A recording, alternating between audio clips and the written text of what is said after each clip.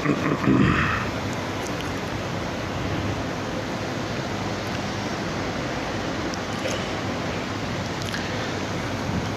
الحمد لله نحمده ونستعينه ونستغفره ونعوذ بالله من شرور أنفسنا ومن سيئات أعمالنا من يهده الله فلا مضل له ومن يضلل فلا هادي له وأشهد أن لا إله إلا الله وحده لا شريك له وأشهد أن محمدًا عبده ورسوله اللهم صل على محمد وعلى آل محمد كما صليت على إبراهيم وعلى آل إبراهيم إنك حميد مجيد اللهم بارك على محمد وعلى آل محمد كما باركت على إبراهيم وعلى آل إبراهيم إنك حميد مجيد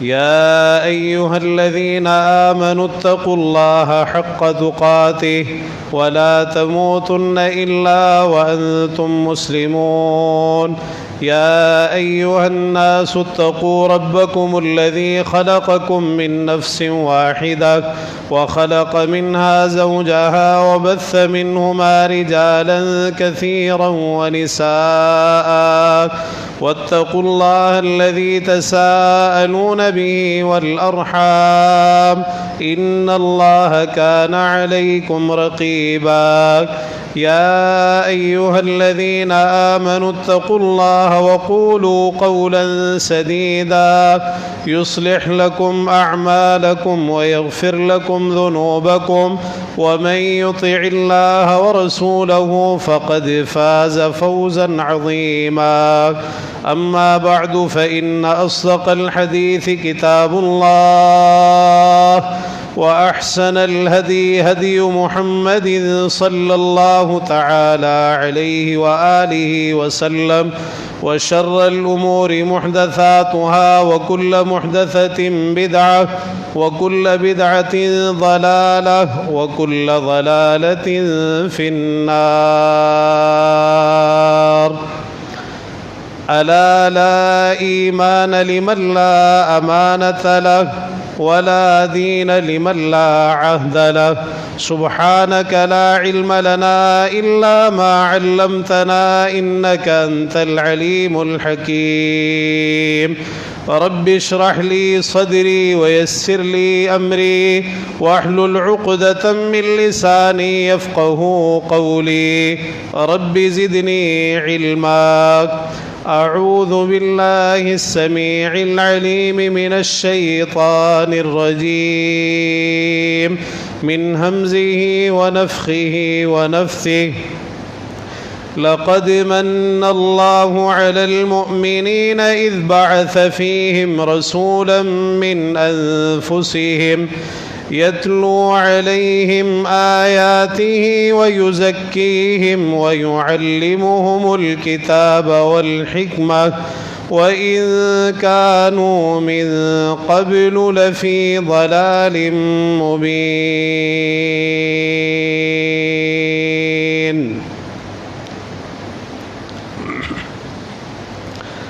ہر قسم کی تحمیدات، تسبیحات، تقدیسات، تمجیدات اور عبادات کے لائق صرف اور صرف اللہ وحدہ لا شریک، احکم الحاکمین، ارحم الراحمین، احسن الخالقین، ذو الجلال والاکرام ہے۔ وہی ہم سب کا خالق، مالک، رازق، حاجت روا، مشکل کشا، بگڑیاں بنانے والا، اولاد دینے والا، نفع و نقصان کا اختیار رکھنے والا اور زمین و آسمان کا یہ سارا نظام اکیلے ہی چلانے والا ہے۔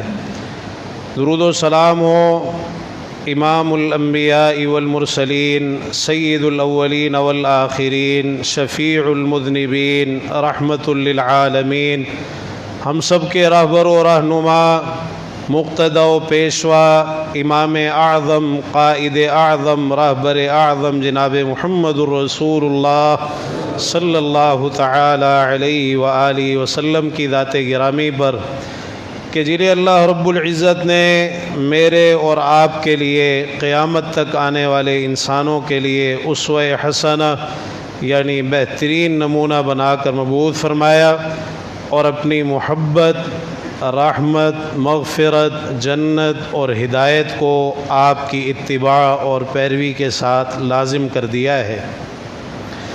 عزیز بھائیوں، بزرگوں، نوجوان ساتھیوں، قابل احترام دینی ماؤں اور بہنوں، اللہ تعالیٰ کے انعامات بے شمار، لا تعداد اور ان گنت ہیں، لیکن اللہ تعالیٰ کا ایک انعام انتہائی عظیم ہے اور سب سے بڑھ کر ہے، اور ایسا انعام ہے کہ اللہ تعالیٰ نے اپنی بہت ساری نعمتوں کا تذکرہ فرمایا، لیکن کسی بھی نعمت کو اس انداز سے بیان نہیں کیا جیسے اپنے اس عظیم انعام کو اللہ تعالیٰ نے بیان فرمایا، اور وہ انعام یہ ہے: لَقَدْ مَنَّ اللَّهُ عَلَى الْمُؤْمِنِينَ اِذْ بَعَثَ فِيهِمْ رَسُولًا مِّنْ أَنفُسِهِمْ، البتہ یقیناً اللہ تعالیٰ نے مومنین پر بہت بڑا احسان کیا جب انہی میں سے ایک رسول کو مبعوث فرمایا۔ یہ کس چیز کا تذکرہ ہو رہا ہے؟ یہ امام الانبیاء والمرسلین سید الاولین والآخرین جناب محمد الرسول اللہ صلی اللہ تعالی علیہ وآلہ وسلم کی بعثت کا تذکرہ ہو رہا ہے، آپ کی آمد کا ذکر ہو رہا ہے، آپ کی تشریف آوری کا ذکر ہو رہا ہے، آپ کی نبوت اور رسالت کا تذکرہ ہو رہا ہے، اور قربان جائیں آپ کی بعثت، آپ کی آمد، آپ کی نبوت و رسالت اور آپ کی تشریف آوری کا کسی نے کیا ذکر کرنا ہے؟ قرآن مجید میں اللہ تعالیٰ نے خود جگہ جگہ یہ تذکرے خود فرمائے ہیں۔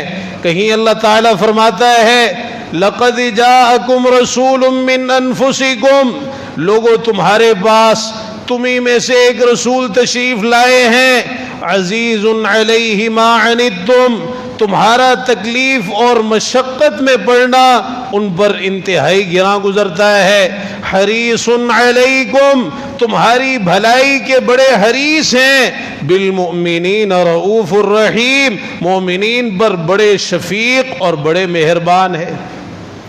اللہ تعالیٰ کہیں آپ کی آمد کا تذکرہ اس طرح فرما رہا ہے: یا اہل الکتاب قد جاءکم رسولنا یبین لکم کثیرا مما کنتم تخفون من الکتاب ویعفو عن کثیر، اے اہل کتاب، اے سابقہ ادیان اور مذاہب والو، اے اپنے آپ کو سابقہ ادیان کی طرف منسوب کرنے والو، سن لو تمہارے پاس ہمارے رسول آ چکے ہیں، پیارے پیغمبر جناب محمد رسول اللہ صلی اللہ علیہ وسلم۔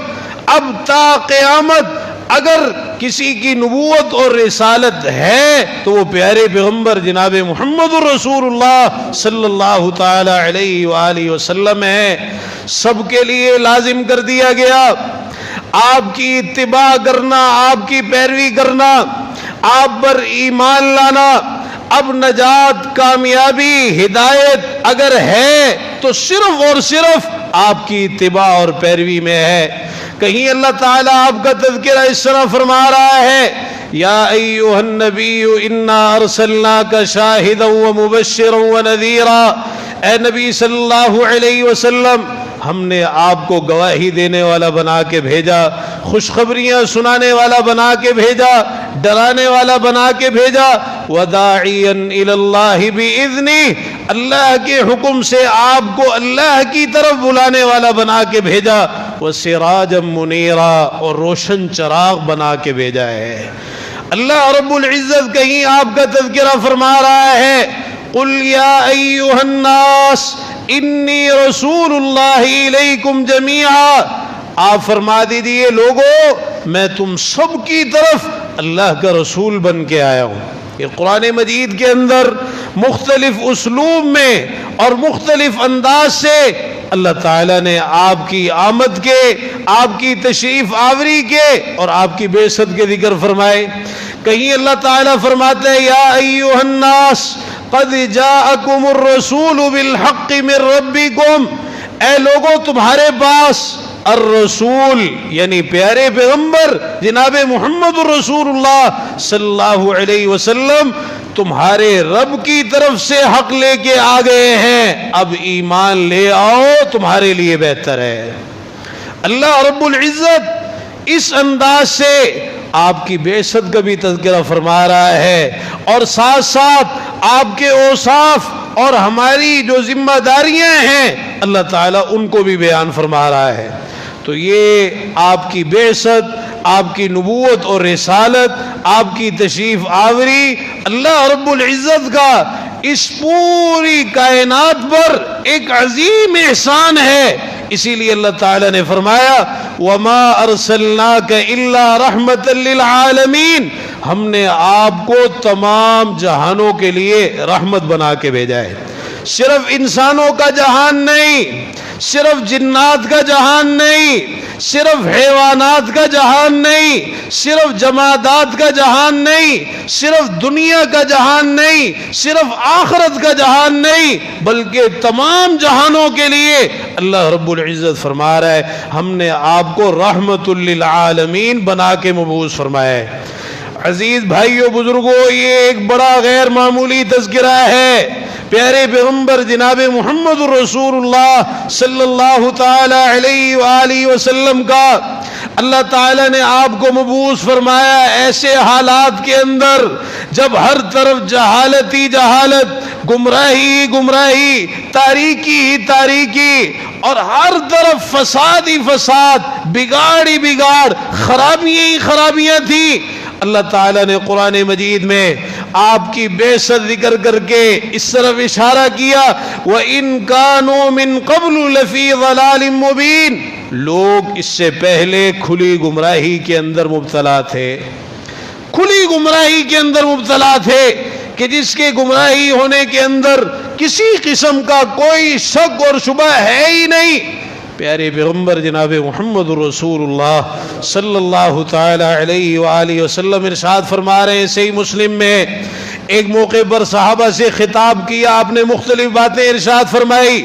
ایک بات یہ بھی تھی وَإِنَّ اللَّهَ نَظَرَ إِلَىٰ أَهْلِ الْأَرْضِ فَمَقَتَهُمْ عَرَبَهُمْ وَعَجَمَهُمْ إِلَّا بَقَايَا مِنْ أَهْلِ الْكِتَابِ، اللہ تعالیٰ نے سارے زمین والوں کی طرف دیکھا تو سب نے اللہ کو ناراض کیا، عربیوں نے بھی عجمیوں نے بھی۔ کس وجہ سے؟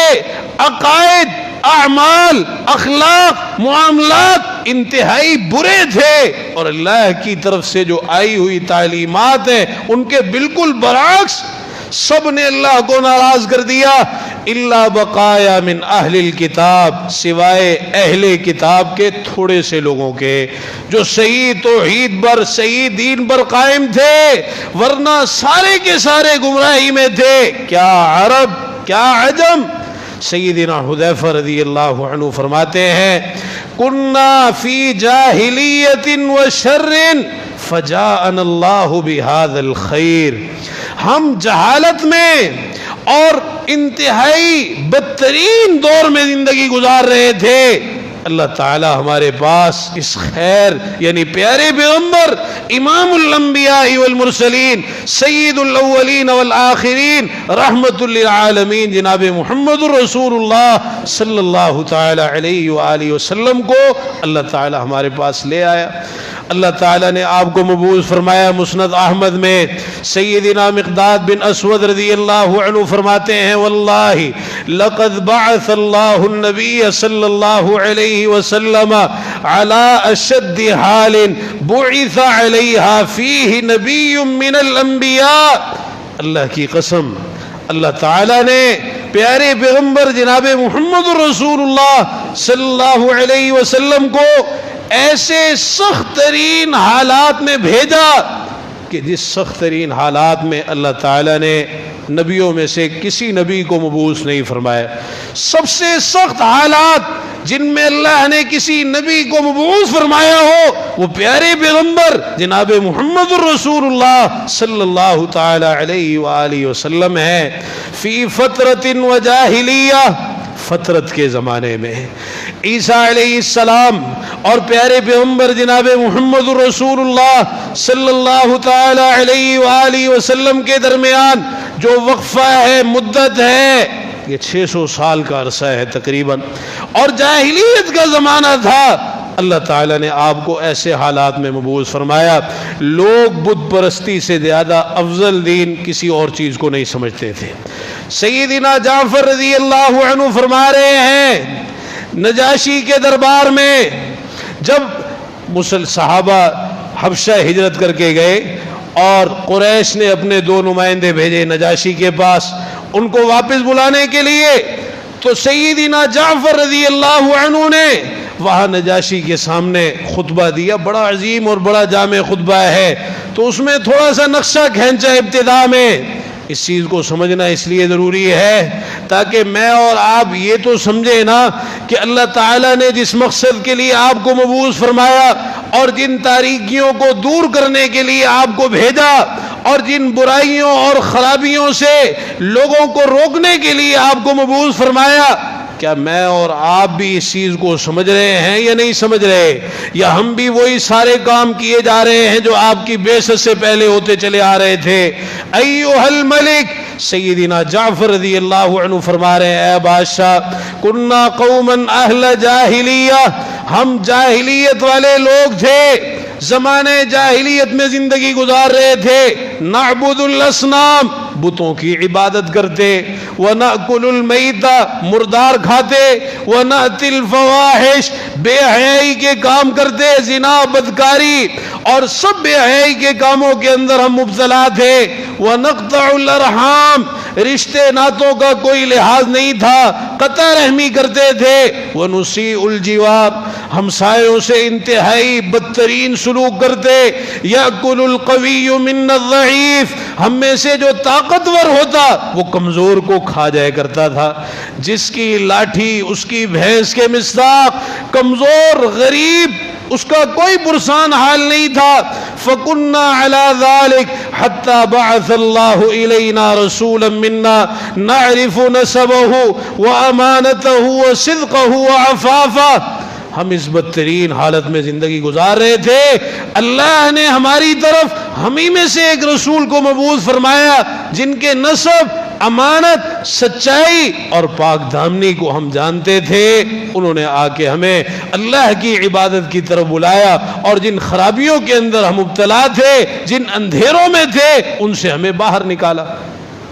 تو یہ کتنا عظیم احسان ہے اللہ رب العزت کا کہ اللہ رب العزت نے آپ کو ایسے حالات میں مبعوث فرمایا ان ساری خرابیوں کو ختم کرنے کے لیے، فساد کو ختم کرنے کے لیے، شر کو ختم کرنے کے لیے، برائیوں کو ختم کرنے کے لیے، لوگوں کو اندھیروں سے روشنی کی طرف نکالنے کے لیے، ہر حق والے کو اس کا حق دلوانے کے لیے اللہ تعالیٰ نے آپ کو مبعوث فرمایا.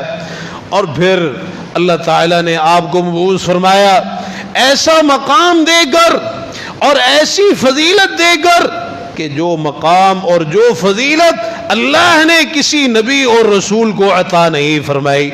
اللہ تعالیٰ نے پوری انسانیت کی طرف آپ کو مبعوث فرمایا، آپ کو خاتم النبیین بنایا.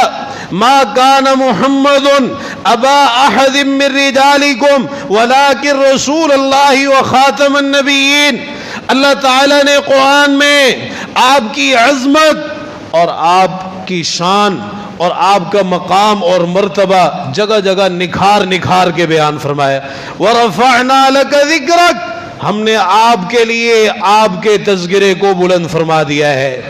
آج جو بدبخت آپ کی گستاخیاں کرتے ہیں، آپ کے خاکے بناتے ہیں یا کسی بھی انداز میں آپ کی اہانت کرتے ہیں، ان ظالموں نے، ان بدبختوں نے آپ کے مقام اور مرتبے کو پہچانے ہی نہیں.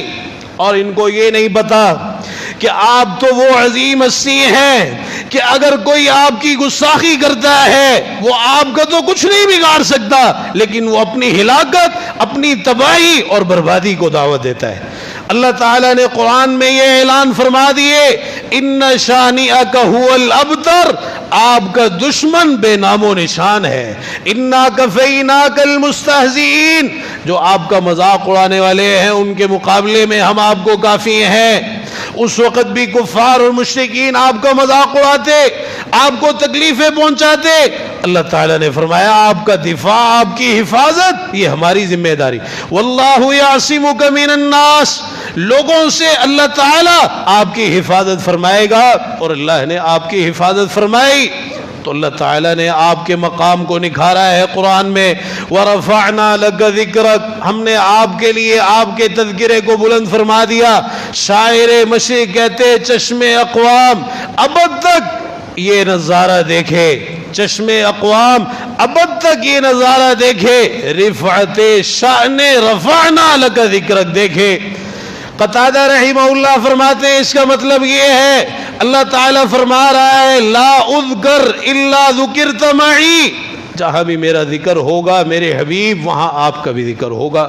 سیدنا حسان بن ثابت رضی اللہ عنہ فرماتے ہیں اپنے خوبصورت انداز میں، وَضَمَّ الْإِلَٰهُ اسْمَ النَّبِيِّ إِلَى اسْمِهِ اِذَا قَالَ فِي الْخَمْسِ الْمُؤَذِّنُ أَشْهَدُ، اللہ تعالیٰ نے اپنے نبی کے نام کو اپنے نام کے ساتھ ملا دیا ہے۔ جب مؤذن دن میں 5 مرتبہ اشہدو کی صدا لگاتا ہے، کیا کہتا ہے؟ اشہد ان لا الہ الا اللہ، اور ساتھ ہی کہتا ہے اشہد ان محمد رسول اللہ۔ قرآن مجید میں بھی جگہ جگہ اللہ تعالیٰ نے اپنے ساتھ آپ کا ذکر کیا، اطیعوا اللہ والرسول، اطیعوا اللہ ورسولہ، ومن یعص اللہ ورسولہ ومن یتول اللہ ورسولہ، جگہ جگہ اللہ تعالیٰ نے اپنے ساتھ آپ کا تذکرہ فرمایا ہے۔ تو کہتے ہیں وَشَقَّ لَهُ مِنْ اسْمِهِ لِيُجِلَّهُ فَذُو الْعَرْشِ مَحْمُودٌ وَهَذَا مُحَمَّدٌ، اللہ تعالیٰ نے آپ کا نام اپنے نام سے مشتق کیا ہے، آپ کے نام کو اپنے نام سے ہی نکالا ہے۔ جو عرش والی ذات ہے وہ محمود ہے اور آپ محمد ہیں صلی اللہ علیہ وسلم۔ اللہ تعالیٰ نے قرآن مجید میں آپ کی عظمت، آپ کی رفعت، آپ کا مقام اور مرتبہ بیان فرمایا۔ سارے انبیاء علیہم السلام جن کا ذکر اللہ نے قرآن میں کیا، اللہ تعالیٰ نے ان کے نام ذکر فرمائے۔ آدم علیہ السلام کا ذکر کیا، نام لے کے مخاطب کیا، یا آدم اسکن انت وزوجک الجنہ۔ نوح علیہ السلام کا تذکرہ نام لے کے مخاطب کیا، عیسیٰ علیہ السلام، موسیٰ علیہ السلام، داؤد علیہ السلام، اللہ تعالیٰ نے نام لے لے کے نبیوں کو مخاطب کیا۔ آپ اٹھائیے قرآن کو، سورہ فاتحہ سے شروع کیجئے، سورہ ناس کی، سورہ ناس تک پڑھتے چلے جائیے، پورے قرآن میں کہیں بھی آپ کو یہ نظر نہیں آئے گا کہ اللہ نے آپ کو آپ کے نام کے ساتھ مخاطب کیا ہو۔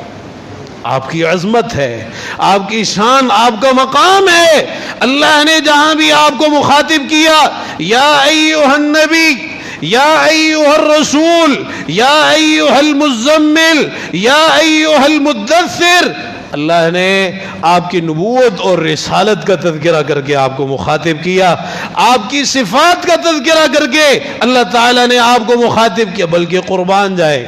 قرآن مجید کی ایک آیت میں اللہ تعالیٰ نے ابراہیم علیہ السلام کا ذکر کیا نام لے کر، لیکن جب آپ کے تذکرے کی باری آئی نام نہیں لیا، بلکہ فرمایا ان اول الناس بابراہیم للذین اتبعوہ وہذا النبی والذین آمنوا، لوگوں میں سے ابراہیم علیہ السلام کے سب سے زیادہ قریب وہ ہیں، سب سے زیادہ حقدار وہ ہیں جنہوں نے ان کی اتباع کی، وَهَذَا النَّبِيُّ، اور یہ نبی۔ مفسرین نے نقطہ بیان کیا ہے، آپ کی عظمت، آپ کا مقام، آپ کی فضیلت اتنی زیادہ ہے کہ اللہ نے نام لے کے یہاں آپ کو مخاطب نہیں کیا، بلکہ فرمایا وَهَذَا النَّبِيُّ، یہ ہمارے حبیب، یہ پیارے پیغمبر جناب محمد رسول اللہ صلی اللہ تعالی علیہ وآلہ وسلم۔ اللہ تعالیٰ نے موسیٰ علیہ السلام کی دعا قرآن میں ذکر فرمائی. اللہ سے دعا کر رہے رب اشرح لی صدری، اے میرے پروردگار میرے لیے میرے سینے کو کھول دے. اور ادھر جب آپ کی باری آئی کہ اللہ تعالیٰ نے بتایا ہے کہ ہم نے جو نبی اور رسول بھیجے ہیں تمہیں دیے ہیں وہ تمام نبیوں اور رسولوں میں سب سے اعلیٰ، سب سے برتر، سب سے افضل اور سب سے اجمل ہیں. الم نشرح لک صدرک، کیا ہم نے آپ کے لیے آپ کا سینہ نہیں کھول دیا؟ موسیٰ علیہ السلام اللہ سے دعا کر رہے ہیں وَيَسِّرْ لِي أَمْرِي، یا اللہ میرا کام آسان فرما دے. ادھر جب آپ کا تذکرہ آیا فرمایا وَنُيَسِّرُكَ لِلْيُسْرَى، ہم سہولت کی، آسانی کی آپ کو توفیق دیں گے. موسیٰ علیہ السلام کوہ طور پر پہنچنے میں جلدی کر رہے ہیں وَعَجِلْتُ إِلَيْكَ رَبِّ لِتَرْضَى، میرے پروردگار میں نے جلدی اس لیے کی ہے تاکہ تو مجھ سے راضی ہو جائے. جب آپ کا ذکر آیا اللہ تعالیٰ فرماتا ہے وَلَسَوْفَ يُعْطِيكَ رَبُّكَ فَتَرْضَى، میرے حبیب آپ کا پروردگار آپ کو عن قریب اتنا عطا فرمائے گا کہ آپ راضی ہو جائیں گے. یہ اتنا بلند مقام ہے، اتنا بلند مقام ہے کہ اس کا اندازہ بھی نہیں کیا جا سکتا ہے. اور عزیز بھائیوں دیکھیے رسول اللہ صلی اللہ علیہ وسلم کے مقام کی بلندی کی طرف حجر شجر آپ کو سلام کر رہے ہیں. سیدنا علی رضی اللہ عنہ فرماتے ہیں میں آپ کے ساتھ ایک جگہ سے گزرا، جس درخت اور پتھر کے پاس سے بھی گزرا وہ آپ کو سلام کر رہا تھا. رسول اللہ صلی اللہ علیہ وسلم کا اتنا مقام ہے، ایک سرکش اونٹ کوئی اس کے قریب جانے کی ہمت نہیں کر رہا تھا. بنو نجار کے ایک باغ میں کسی کو ہمت نہیں ہو رہی تھی قریب جانے کی. پیارے پیغمبر جناب محمد رسول اللہ صلی اللہ علیہ وسلم کو لوگوں نے بتایا، آپ تشریف لے گئے. جب آپ باغ کے اندر داخل ہوئے لوگ گھبرا رہے ہیں، صحابہ پریشان کہیں آپ کو نقصان نہ پہنچا دے. لیکن لوگوں نے یہ منظر دیکھا کہ جب آپ تشریف لے گئے وہ اپنی گردن زمین کے ساتھ لگا کے بڑے ادب احترام سے آپ کے سامنے آ کے بیٹھ گیا. آپ نے فرمایا لاؤ اس کی نکیل لاؤ، نکیل ڈال دی. فرمایا اس کا مالک کون ہے؟ لو اس کو لے جاؤ. اس کے بعد آپ نے فرمایا انہ لیس شیء من الجن والانس الا يعلم انی رسول اللہ الا عاصی الجن والانس. فرمایا کہ ہر چیز جانتی ہے، ہر لیس شیء الا وهو يعلم انی رسول اللہ، ہر چیز میرے بارے میں جانتی ہے کہ میں اللہ کا رسول ہوں سوائے جنوں اور انسانوں میں سے جو نافرمان ہیں ان کے، ہر چیز میرے بارے میں جانتی. تو عزیز بھائیو بزرگوں، جس قدر آپ کا مقام اور مرتبہ بلند ہے، آپ کی عظمت، آپ کی فضیلت، آپ کا رتبہ سب سے بڑھ کر ہے، آپ خاتم النبیین ہیں، اسی قدر آپ کے تعلق سے آپ کی امت کی ذمہ داریاں بھی بہت زیادہ ہیں. بڑی بڑی ڈیوٹیاں اللہ تعالیٰ نے لگائی امت کی، اور ان ڈیوٹیوں میں اساس اور بنیاد یہ ہے کہ اللہ کے حق کے بعد سب سے زیادہ اگر حق ہے ہر اعتبار سے تو وہ امام الانبیاء والمرسلین سید الاولین والآخرین جناب محمد الرسول اللہ صلی اللہ تعالی علیہ وآلہ وسلم کا حق ہے. النبی اولا بالمؤمنین من انفسہم، نبی صلی اللہ علیہ وسلم مومنین پر ان کی جانوں سے بھی زیادہ حق رکھتے ہیں. بس سوچئے کہ کیا میں اور آپ اس حق کو سمجھ رہے ہیں اور ادا کر رہے ہیں، یا اسی طرح تساہل کا شکار ہیں، غفلت کا شکار ہیں اور اس معاملے کو اہمیت نہیں دے رہے. اللہ تعالیٰ سمجھنے کی توفیق عطا فرما دے. وآخر دعوانا الحمدللہ رب العالمین.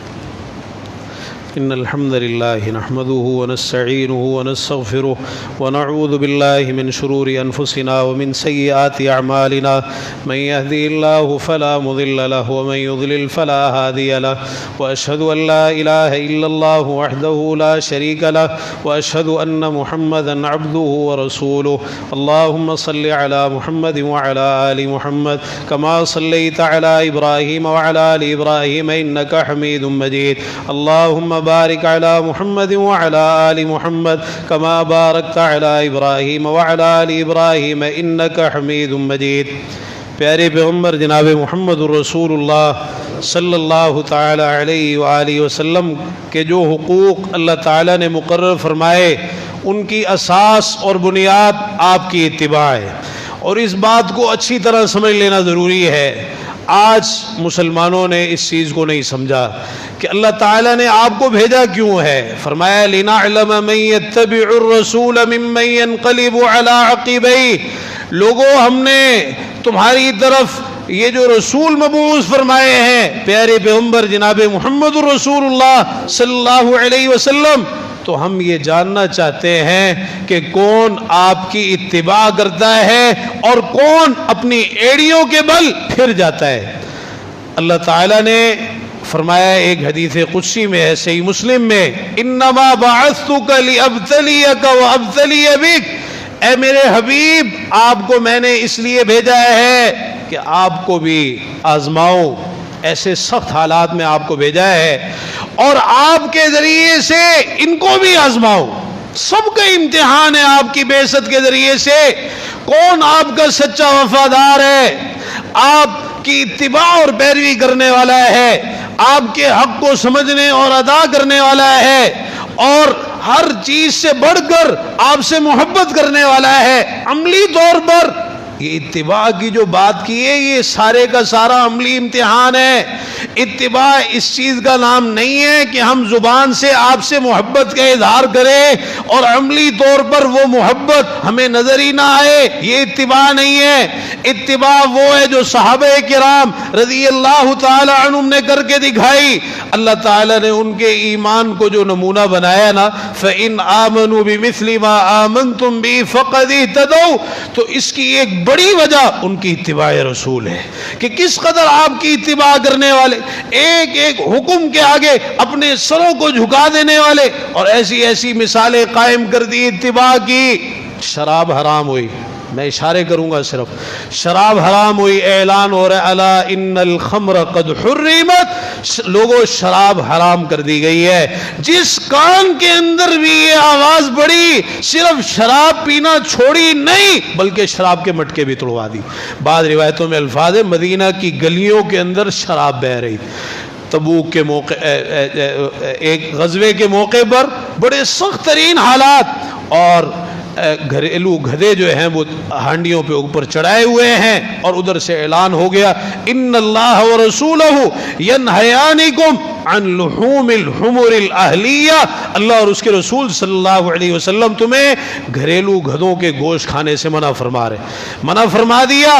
اب ساروں کے حالانکہ سخت ترین حالات ہیں، سخت بھوک لگی ہوئی ہے کھانے کے لیے اور کچھ بھی موجود نہیں ہے، لیکن جو ہی یہ الفاظ کانوں سے ٹکرائے فَأُكْفِئَتِ الْقُدُورِ، یہ غزوے کا موقع ہے، غالباً خیبر کا موقع ہے، تو راوی کہتے ہیں کہ وہ ہنڈیاں ساری کی ساری الٹ دی گئی، ہنڈیاں ساری کی ساری الٹ دی گئی جو جوش مار رہی تھی۔ آپ کا فرمان، آپ کا ارشاد کانوں سے ٹکرانے کی دیر ہے، فوراً سموتات کا مظاہرہ کیا، اپنے حالات کو نہیں دیکھا کہ ہماری کیا حالت ہے، نہیں، اصل چیز یہ ہے کہ آپ کی اتباع کرنی، آپ کی پیروی کرنی۔ آپ کسی جگہ سفر پر نکلتے، پڑاؤ ڈالتے، صحابہ منتشر ہو جاتے، کوئی کسی طرف کوئی کسی طرف، آپ نے منع فرما دیا ان تفرقکم فی هذه الشعاب والاودیہ انما ذالکم من الشیطان، تمہارا گھاٹیوں اور وادیوں میں بکھر جانا یہ شیطان کی طرف سے ہے۔ اور پھر جب آپ نے یہ بات ارشاد فرمائی، سیدنا ابو ثعلبہ الخشنی رضی اللہ عنہ فرماتے ہیں کہ اس کے بعد پھر لوگ یہ منظر دیکھتے تھے، حالت اس طرح ہو گئی آپ کسی جگہ پڑاؤ ڈالتے، انضم بعضهم الى بعض، ایک دوسرے کے اتنا قریب ہوتے کہ یہ کہا جاتا لو بسط علیہم ثوب لعمهم، اگر ایک چادر ان پر تان دی جائے سارے کے سارے اس چادر کے نیچے آ گئے۔ اس قدر آپ کی اتباع اور پیروی اور آپ کے ایک ایک ادا کو آپ کی دیکھنے والے اور اس کو اپنانے والے اس چیز کا انتظار نہیں کرتے تھے کہ آپ فرمائیں، نہیں، آپ کو کوئی کام کرتے دیکھ لیا فوراً وہ کام کر لیا۔ کتنا خوبصورت ایمان افروز واقعہ ہے سنن ابی داؤد کا کہ نماز کی حالت میں آپ نے جوتے اتار کر بائیں جانب رکھ دیے، صحابہ نے بھی سب نے اپنے جوتے نمازی کی حالت میں اتار دی۔ پیارے پیغمبر جناب محمد رسول اللہ صلی اللہ علیہ وسلم نماز سے فارغ ہوئے، پوچھا ما حملکم علی القائکم نعالکم، میرے پیارے صحابہ جوتے کیوں اتارے تم نے نماز میں، تم نے جوتے کیوں اتارے؟ کہنے لگے رأیناک القیت نعلیک فالقینا نعالنا، بس آپ کو جوتے اتارتے دیکھا تھا اس لیے ہم نے بھی جوتے اتار دی۔ یہ ہے اتباع، یہ ہے پیروی کہ جو کام آپ کو کرتے دیکھا فوراً اس پر عمل کیا۔ صحیح بخاری میں وہ واقعہ ہے کہ آپ نے سونے کی انگوٹھی پہنی جب سونا بھی حرام نہیں ہوا تھا، پھر اس کے بعد سونے کی حرمت آ گئی، جب سونے کی انگوٹھی آپ نے پہنی تو لوگوں نے جو پہن سکتے سب نے سونے کی انگوٹھیاں پہن لی۔ جب اس کے بعد سونا حرام ہوا تو آپ لوگوں کے سامنے تشریف لائے اور فرمایا میرے پیارے صحابہ انی اتخذت خاتما من ذہب، یہ میں نے سونے کی انگوٹھی پہنی تھی، آج کے بعد کبھی میں یہ انگوٹھی نہیں پہنوں گا۔ اس کے بعد وہ انگوٹھی اتار کر آپ نے پھینک دی۔ راوی کہتے ہیں بس اتنی ہی بات ہوئی، لوگوں کو کہنے کی ضرورت بھی پیش نہیں آئی، فنبذ الناس خواتیمہم، سب لوگوں نے اپنی انگوٹھیاں اتار کے پھینک دی۔ سیدنا خریم اسدی رضی اللہ عنہ کے بارے میں فرمایا نعم الرجل خریم الاسدی لولا طول جمته واسبال ازاری، خریم اسدی بہت اچھا آدمی ہے، اگر اس کے یہ جو لمبے لمبے بال اس نے رکھے ہوئے ہیں یہ نہ ہو اور اس کا تہبند ٹخنے سے اوپر ہو۔ سیدنا خریم اسدی رضی اللہ عنہ کو پتہ چلا، فوراً اور کچھ نہ ملا، چھری ملی، اسی سے اپنے بالوں کو چھوٹا کر لیا اور اپنے تہبند کو ٹخنوں سے اوپر اٹھا لیا۔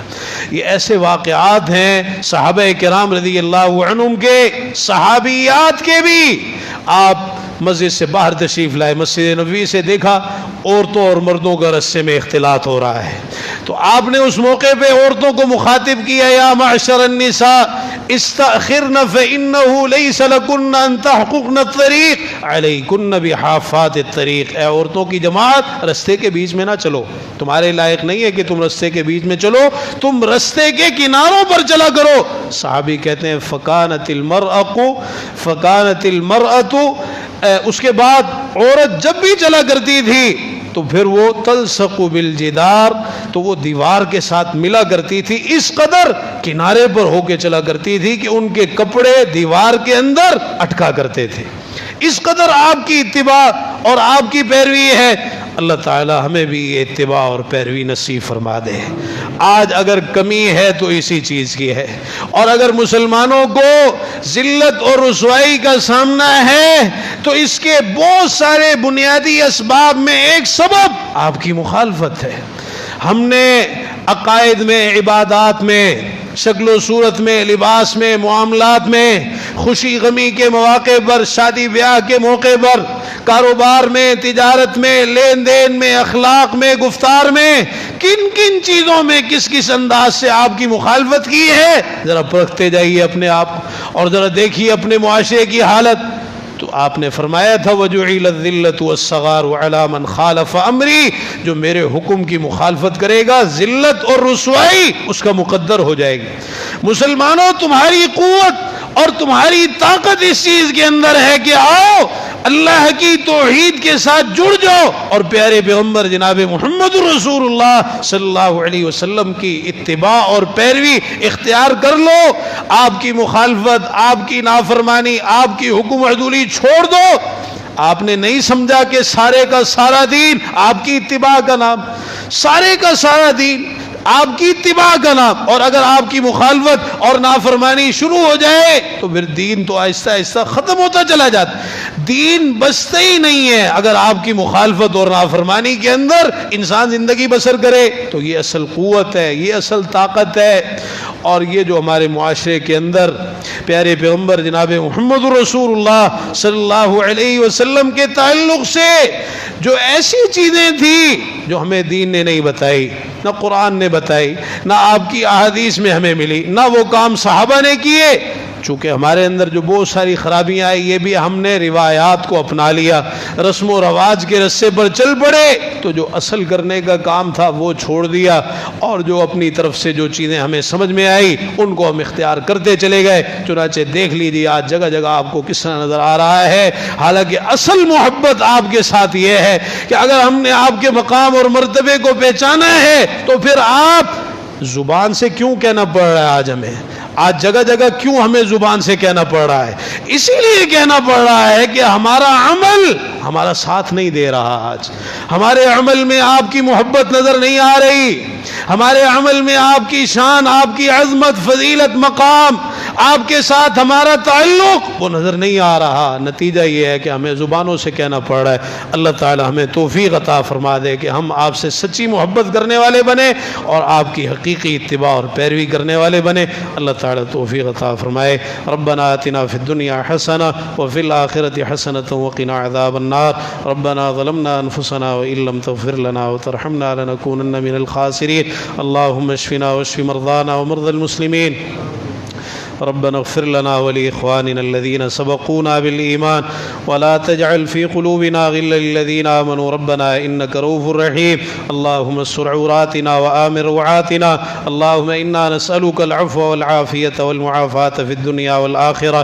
اللهم اكفنا بحلالك عن حرامك وأغننا بفضلك عمن سواك. يا حي يا قيوم برحمتك نستغيث. يا مقلب القلوب ثبت قلوبنا على دينك. اللهم مصرف القلوب صرف قلوبنا على طاعتك. رب ارحمهما كما ربياني صغيرا. ربنا هب لنا من أزواجنا وذرياتنا قرة أعين واجعلنا للمتقين إماما. اللهم استر عوراتنا وآمن روعاتنا. اللهم إنا نسألك العفو والعافية والمعافاة في الدنيا والآخرة.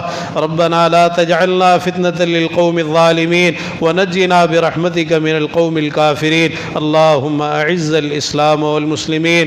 ربنا تقبل منا إنك أنت السميع العليم وتب علينا إنك أنت التواب الرحيم. سبحان ربك رب العزة عما يصفون وسلام على المرسلين والحمد لله رب العالمين.